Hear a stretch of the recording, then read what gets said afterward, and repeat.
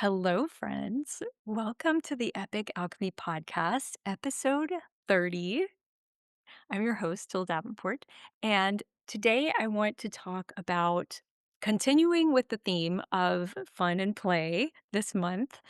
I want to talk about how to make a simple shift that will help you to get what you want, to do what you want. If you struggle with doing something like staying consistent or doing anything really that you think is not you, this is going to help you. So, if you are not doing something or you are doing something that you don't want to do, either way, it's because you identify as a person who does this. And as long as you identify as that, as long as you think that's just who I am, that's me, or I don't really like that about myself, but that's what I do, that's who I am. And you might not even be conscious of it. But this is where I want to talk about the shift because shifting your identity around this will quickly, can quickly and easily help you to do the thing that you wanted to do. For instance, so I like to use the words I am. So I am a person who does a podcast every week. I am a person who sends an email newsletter to my list every week. Something like that. Like when I need to do something that is hard for me because of where I am in my identity. And so, if I identify as a person who's inconsistent with podcasts, inconsistent with emails, who struggles to come up with ideas for emails and podcasts or whatever it is, who struggles to keep commitments to myself or keep commitments to other people, then it's because my identity is that's who I am. That's what I do.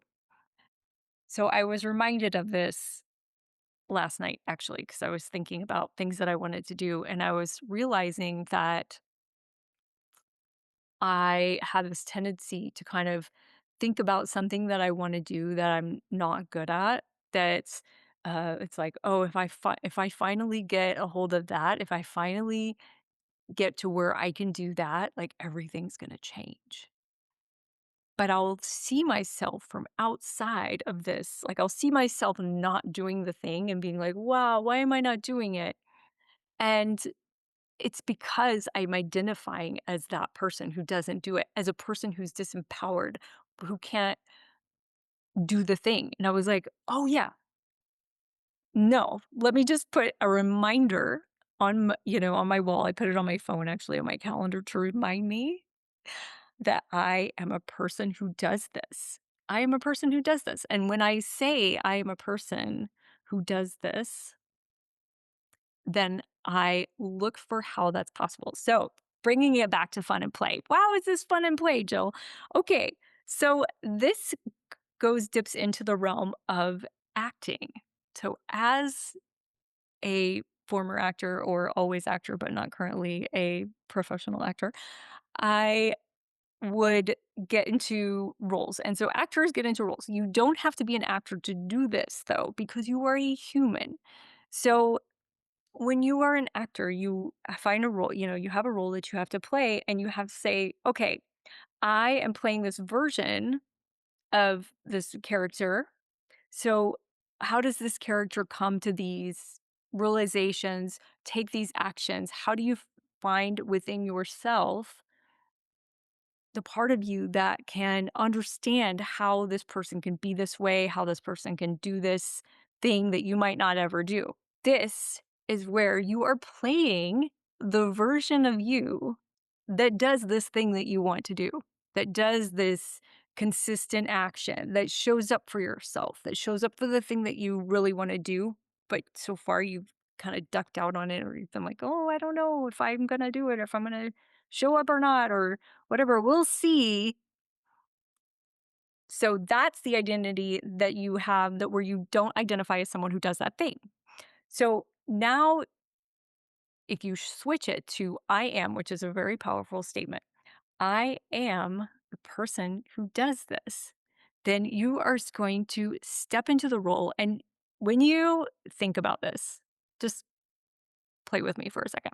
When you think whatever it is that you're wanting to do, I'm a person that follows through with my commitments to myself. When you say that and you really take the time to feel that, what that feels like, I am a person who keeps commitments to myself and to my business or to my dreams or whatever it is. What does that feel like to you when you say that? When you feel that, what does it feel like? To me, when I say I am a person who does this, then I look for, so I've trained on this for a little while. So I'm just going to show you, if you don't have this, if you don't feel this, if you don't notice this, like this is where it can get to when you practice it. So I start to go, yeah, of course. I immediately go, yeah, okay. And I feel rooted and I feel grounded in it. And then I start to think, okay, what does that look like? What do I think when I am that person? When I am the person that keeps the commitments to myself? What do I not put up with? What do I not do? What do I not allow? How do I set things up so that I am always doing that thing because that's who I am. So I immediately start to think about those things and put them together. But if this is new for you, then those are some questions that you can ask and get into committing to the role because it's fun, it's play. If I were a person, so even if it's like, I don't see how I could do that. One, I want to say, is there some place in your life already that you are showing up in that way? For instance, if you aren't good at keeping commitments to yourself, but you're good at keeping commitments to other people, then there is a part of you that's good at keeping commitments. And you haven't been prioritizing the importance that it's just as important, if not important, to keep commitments to yourself as it is to other people. So if you are not committed to, if you don't commit to anything and um, you can't see that version of you in anything else that you do, then you can say, okay, if I was a person, you maybe find a smaller thing. Like I have committed to taking care of um, this baby animal that I found for a certain amount of time or whatever, or I've committed to something, like finding some thread of how you have that person in you already in some way, in some version. So think about that. Is there anything, anywhere, anytime in your life that you have been consistent, been, committed, been whatever it is that you're trying to do. So I'm using that as an example. But look for those ways that you already have that inside of you. And if you're not like that at all, so I'm pretty sure you can find some way that you have committed to something, even if it's something that you didn't want to do, because you could turn it around and say, okay, well, actually, I have been pretty consistent with this thing that I'm trying not to do. So you were consistent, right? Like you have been consistent, but it's just like not intentional. So if it's something that you can't identify with, for instance, I a long time ago had a friend who was a very, very tidy person when I was a teenager, and we were both actors. And I was like, how do you keep it? How do you keep the your house so clean?" And he said, "Oh, I'm not a neat person. I just act like one." And I was like, "Oh, okay, that's what you do it. You just act like one." Because who we are, our actions, that's who we become. So if you act like you're a clean person, tidy person, you think, okay, what does a tidy person do? What would I do if I was a tidy person? Like, how would I think about this? How would I see things? Finding a way to step into that role, that character, and try on, I am this version of me that I want to become. I am a person who does this.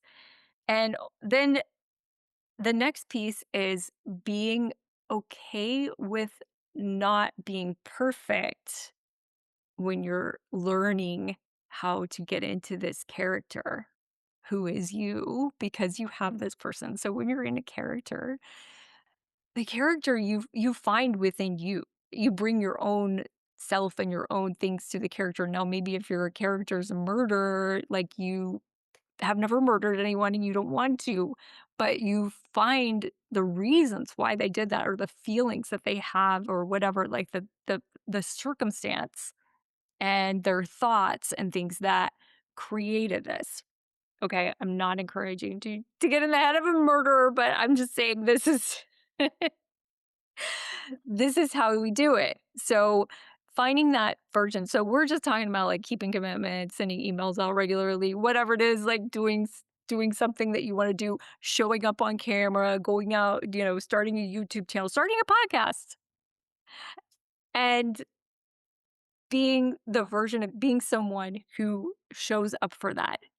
And what would that person think? Me, what would I think if I started to go, oh, you know what? That doesn't really matter if I keep showing up for my podcast. Nobody's listening anyway. What would I think as a person who shows up for her podcast every week to keep showing up for my podcast, even if nobody's listening? Okay. So I'm a person who shows up for my podcast. I am a person who sends emails out regularly. And being okay if you slip, if you start to go into old habits of your other identity, it doesn't mean that you have to just drop it and go, it's not working. Because you have been in that character role for much longer. So you're going to slip probably, maybe not. You might not slip. You might just be like, oh, that's who I am now. And now I'm changed. Great. But you might also forget that that's what you were doing and then recommitting. Just recommit to this version of you that you are creating and that you are stepping into. And that will keep you going because it's really easy when you fall off or you mess up to go, oh, well, I guess it didn't work. I guess I'm not that person and that's not who I am. And this is who I am because you have been committed to this identity for a long time. And if you commit to this new identity, then one day that will be who you are. And you will be like, that's just who I am. And you won't be able to imagine anymore the version of you before that was different. You'll be like, I can't believe I used to struggle with that. I can't believe that I used to not show up for my commitments to myself. I can't believe that I've come so far because this is who I am now.